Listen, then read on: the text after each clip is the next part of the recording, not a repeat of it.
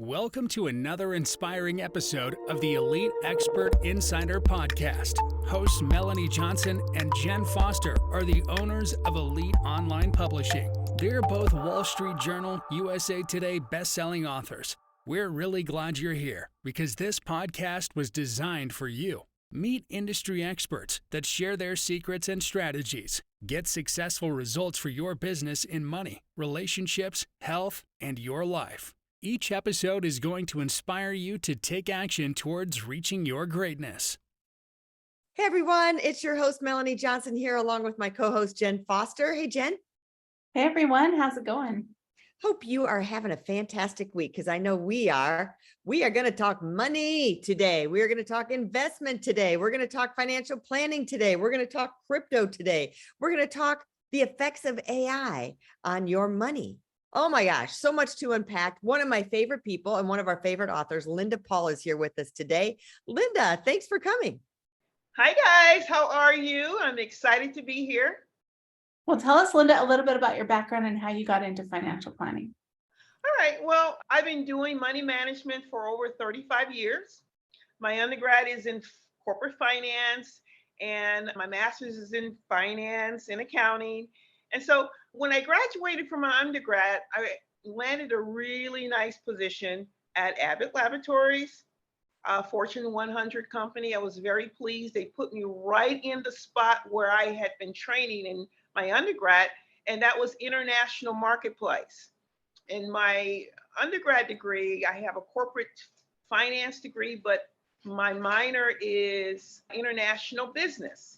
And so I was able to land a position at Abbott Laboratories in that role, and I had a wonderful career there. But it came a time where, I needed to have more as far as work-life balance. As you know, corporate America has a very strenuous work environment, and so very competitive. And I had decided that I wanted to do a little bit more. I wanted to have a little bit more freedom. So I decided that I was going to do financial planning, but I wasn't clear on what financial planning meant for me in my career. And so I had already given my final notice at the corporation and they treated me so well. And so I was just basically hanging out and training the person who was going to replace me. And I had a really good friend who came to my office.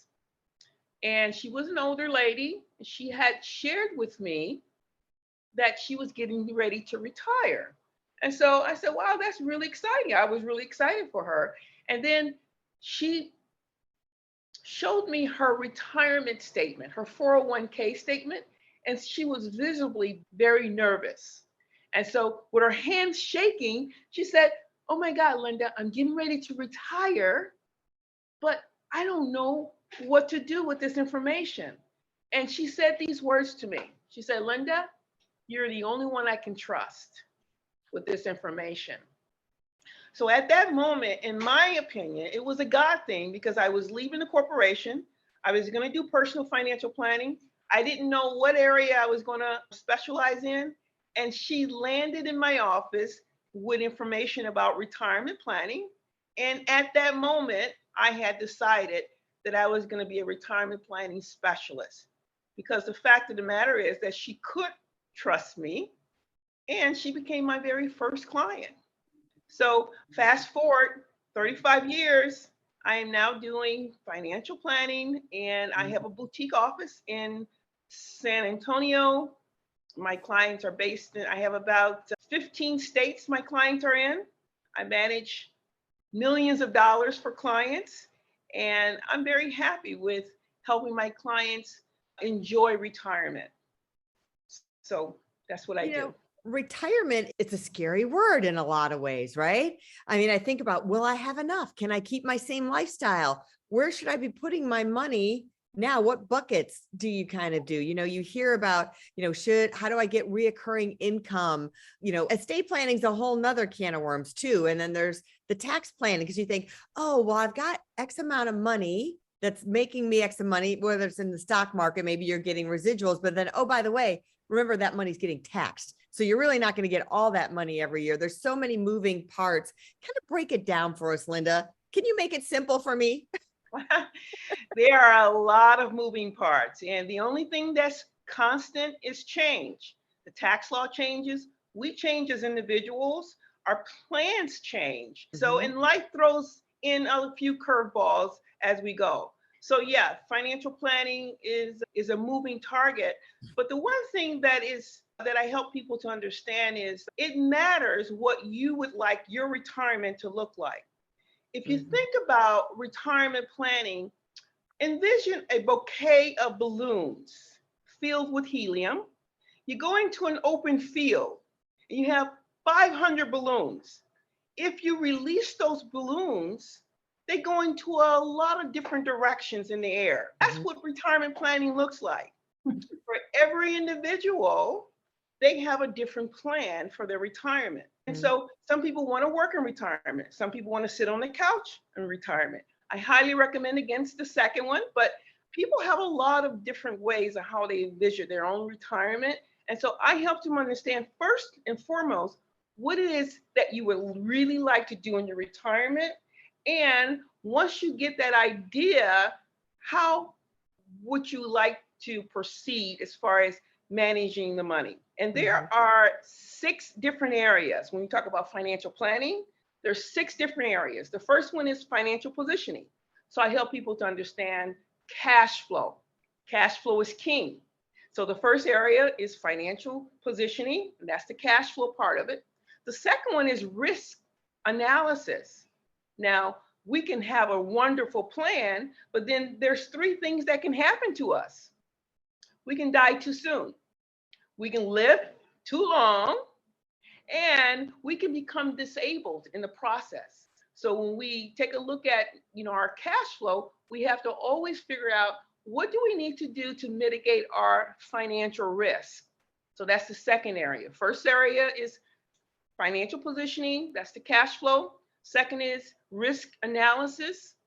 The third one is tax planning, because the Uncle Sam, which basically is no uncle of ours, but the IRS has something to say about our money. So we do some tax planning. And my background as a certified public accountant, I actually study the tax code.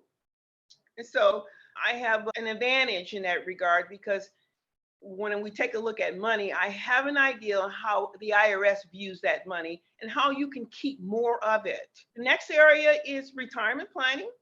And you know what?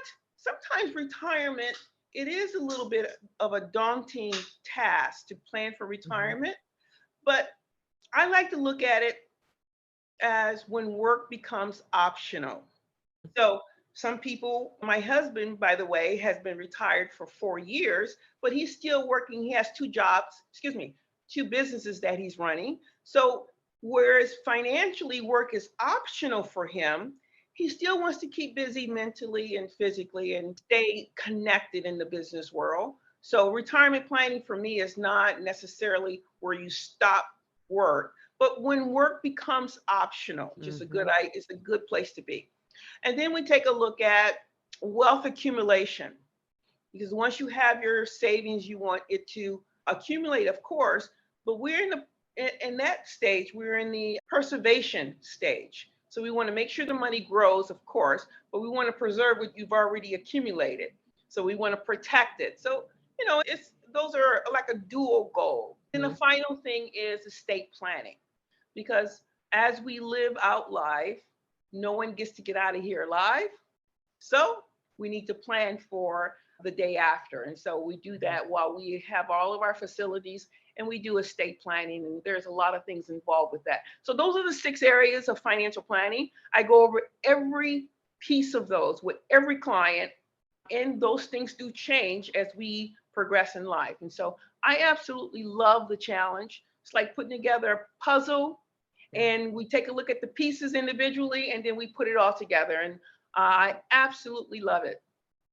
That's awesome. When you talk about the risk, I think Yes. that's something that people don't think about. Like, when I think about retirement, I'm just thinking about like what I want to do, like travel, or what I want to, how I want to live, where I want to live. I'm not thinking about how long, or if I accident, if there's an accident and I get, hurt. So I like that you talked about that risk part of it. Yeah, it is very important because a lot of people don't think about it. No one wants to think about something bad happening to us. So we want to mitigate the risk where we can. Like I said, there's a lot of things that can happen. You can become disabled.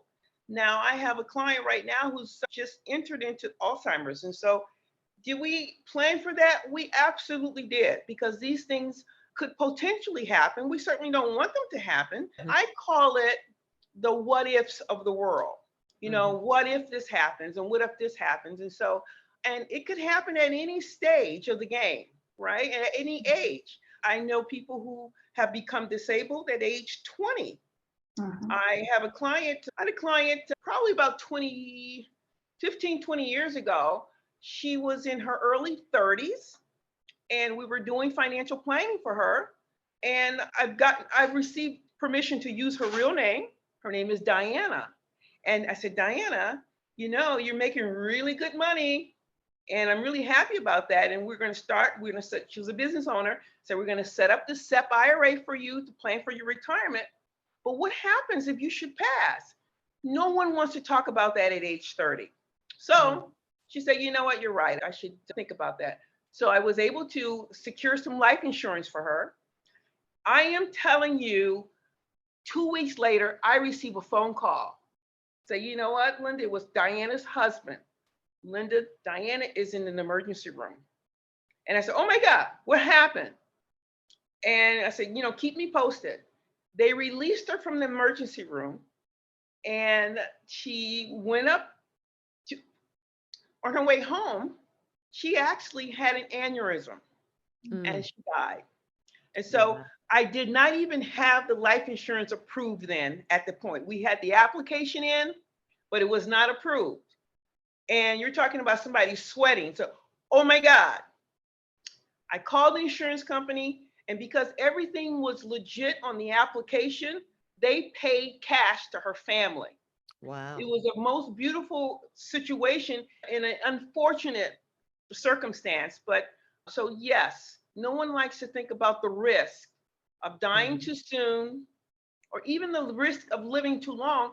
The worst thing you can have is you have a lot of life and no more money, because a lot of people have not planned properly for retirement.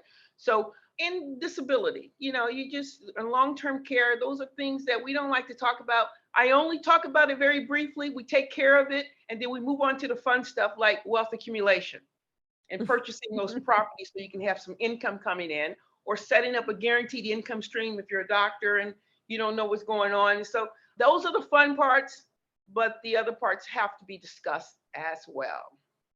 All right, we're kind of on this state, but I have a couple questions for you. First of all, because I'm 60, so, Social Security might be around the corner somewhere, but can you work and collect Social Security? You absolutely can. Okay, so I needed to know that, because I was like, oh no, you can't get an income. I'm like, well, that stinks. So that's good to know. And then I keep hearing, I have my house in a trust, but they're saying, a certain type of trust. I have other real estate investments. How should people structure those entities so you don't have estate tax? Well, first of all, estate tax is not, they keep changing the number. In my recollection, I think it's about 12 million right now. If you have in excess of 12 million, then you will be subject to estate taxes. Now, there is very few ways you can not hide, but you can strategically position yourself so that the IRS does not attach themselves to your assets. And, there's a couple of trusts. There is a credit shelter trust. It just depends. If you're married, there's a certain kind of trust. If you're single, there's a certain kind of trust. And if depending on who your beneficiaries are. So you can set up a trust based on your personal situation in a lot of different ways, so you can mitigate your tax liability upon passing. And so, but that should be discussed right now. So that but at the same time, tax law changes. With every new administration that comes into the White House, they have a discussion about tax and estate planning. And so you still have to stay on top of that to keep your money protected. And So so some trusts may not. how often Yeah. should you review your estate plan to have it updated with laws? Is it like every time a different president goes into office, or Well, I think you every should 4 review years? it. I think you should review it once a year. And Really? it could be just a 1 hour. Now, you have to know, when you're dealing with a financial advisor, they already know what has changed in your personal situation. So they should be proactive in contacting you. Say, listen, Melanie, your trust says this and this. We have to make some codicils. We have to make some changes in your trust and some of the language. Now, if you don't have a regular relationship with a financial advisor, it's a little bit more of a daunting task then. So because with a financial advisor, you have a partner, and I review these things once a year with my clients. Now, if nothing has changed, I just say, you know what, nothing has changed. But it's always a good idea to keep eyes on your estate plan because things do change. Tax law changes, yes. For sure. That's very interesting. So can you use your estate, if you have a different lawyer or a different financial planner, can you use the same trust? Can you bring it to them and they can edit it, or how does that work? Absolutely. So the attorney is the one that actually do the trust, right? So the financial advisor may make some recommendations and say, we need to have this change. I don't do any trust. I do have a relationship with attorneys. And so I am the go-between because attorneys, they speak in different languages. A lot of we just don't understand. And so I am there to help translate some of the legalese for my clients. So I'm in all those meetings. And then once you have your trust set up, things change. You can actually go to a different attorney to update your trust. So yeah, they just have to put in a codicil here and a codicil here, some changes here, and you have the same core document with the changes. And so I actually, unfortunately, had a client who recently passed, and she had updated her trust 5 times. And the 5th time, unfortunately, her husband did not know. And so he's calling me with, I don't understand why. I said, well, I'm sorry, but you are not the trustee. I cannot speak with you. And so, these are the things that you need to stay on top of things yourself, even as a spouse. So you have to keep those lines of communication open. So, I don't want to go into all the details as far as this is very technical stuff and it's very personal. And you have to make sure that you're crossing the T's and dot the I's. And if you're busy, playing on the beach, like a lot of retirees do, or you're, gallivanting around the country in your RV, you just don't want to spend time talking about these technical issues. And so therefore, I'm going to be an advocate for the financial advisory business in that you need to have a financial advisor to keep you on top of these issues. And that way you can worry about, is it going to be a strawberry margarita? Or, if you want bourbon on the rocks, and you don't have to worry about the other stuff so much because you have an advocate on your side. Right. That's what I do. Awesome. I allow you to drink the strawberry daiquiri or or whatever. Think about those decisions so you don't have to worry about the real serious money decisions. I love that. Well, tell us about your most recent book that you just wrote, Making Sound Money Moves. Making Sound Money Moves. I absolutely put everything I had in that book. I've been working on that book for 10 years, and it's a financial literacy book. Actually, I designed it for young adults, but I think everyone who reads the book will be able to get some nuggets of information, good, solid nuggets of information. And I am convinced that anyone who reads the book will improve their financial IQ. Can't give a guaranteed money back guarantee, but I think it's money well spent. I love that. So, talking about the young people, AI is all over the place. How is AI affecting the financial advisory market and finances? Well, it's been around for a long time already. A lot of people may not be familiar with it, but anytime you make a phone call, to your financial advisor or the wirehouse where your money is. You're talking to some kind of AI or some kind of digital receptionist where they know who you are once you put the information in, and they redirect you to where. So we've been living with AI for some time, but things are changing. Right now, they're accumulating data and they're putting it into the system about, because we already know who you are, right? You go, with your smartphone, they know what you like to eat. They know where you like to vacation. They know who you talk to on a regular basis. They already know these things about you. And so now they're in the process of putting it all together to what they say to make your life easier. But it almost feels like we have no more privacy. And so these AI, digital type of tracking mechanisms are now taking a look at how we are investing our money. And so, if you are prone to invest your money with mutual funds, then the recommendation is that you should be purchasing these types of mutual funds. If you like individual stocks, then they will start to recommend individual stocks based on your living behavior. So it's exciting and scary, all wrapped up into one bundle of just overwhelming data sets that they're collecting. So it's exciting because we now can create a portfolio just based on what you say you like. But the unfortunate thing is we just don't have, the information is not very current. So what they have in a database right now is probably about 2 years old. And so, as you know, in financial planning in the financial world, things change on the regular.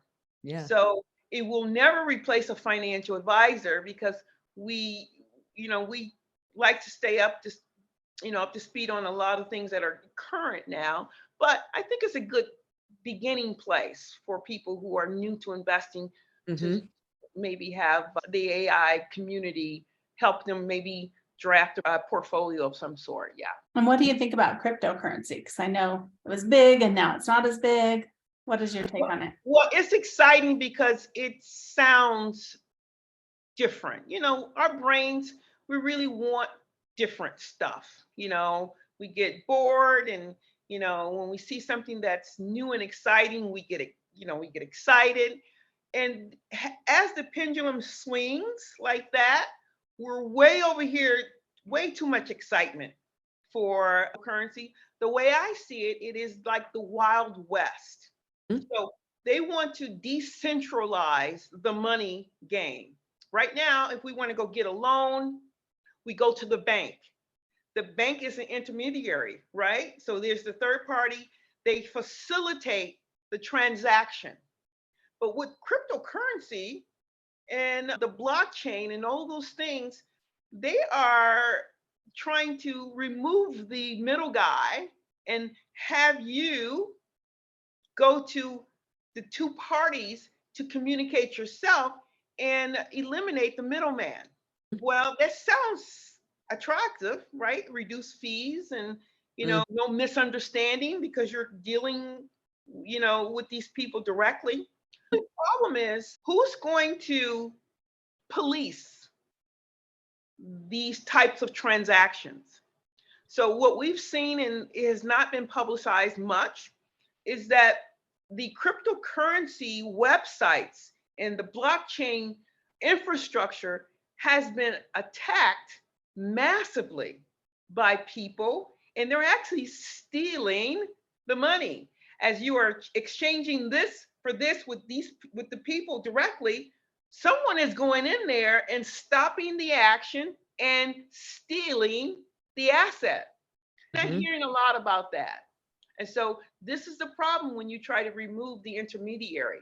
You get into a lot of bad actors coming in, and they are ruining the party. So it's going to be a little while before we can standardize, I guess, this cryptocurrency and this blockchain action. And so it sounds sexy. Everybody wants to talk about it, but it's dangerous. And so you have to know exactly what you're doing. I do not advise people to get into cryptocurrency. until we've seen more legislation, I think, for your protection. Yeah. Yes.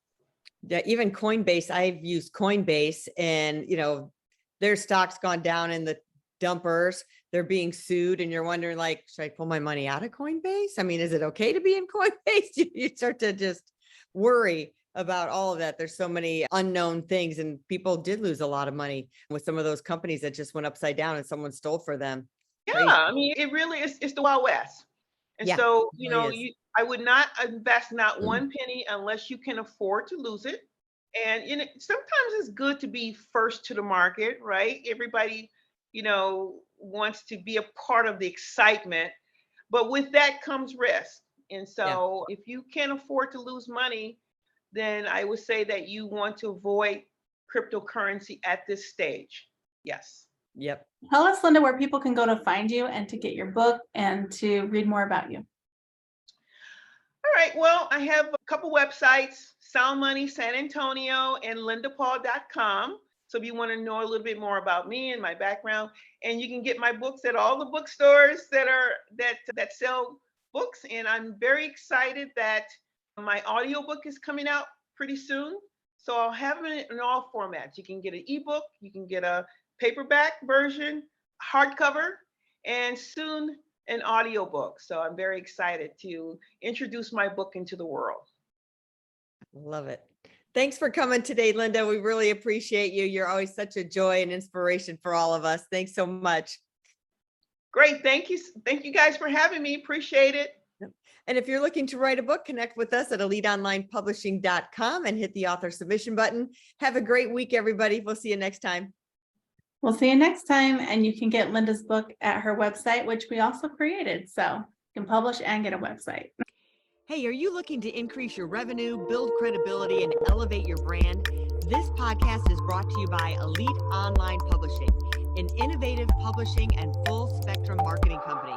They will publish and market your book to make it a #1 bestseller. Becoming an author is the best way to market your business. So contact them at eliteonlinepublishing.com today. All of their authors become #1 bestsellers.